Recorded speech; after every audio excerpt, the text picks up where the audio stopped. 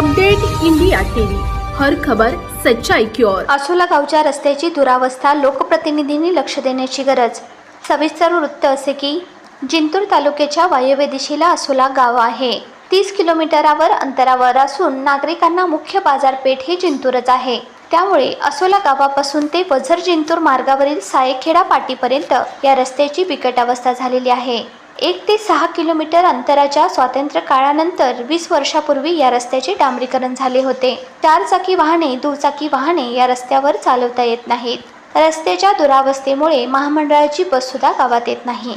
त्यामुळे विद्यार्थ्यांना तसेच शेतकऱ्यांना शेतमाल विक्रीसाठी नेताना खूप मोठ्या अडचणींना सामना करावा लागतो।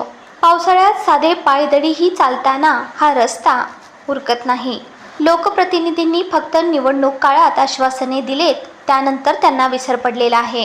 या रस्त्यावर खड्ड्याचे मोठ्या प्रमाणात साम्राज्य वाढले आहे। यामुळे नागरिकांमध्ये संताप व्यक्त केला जात आहे। प्रत्येक नागरिकांना आपला जीव मुठीत धरून मार्गक्रम करावा लागत आहे।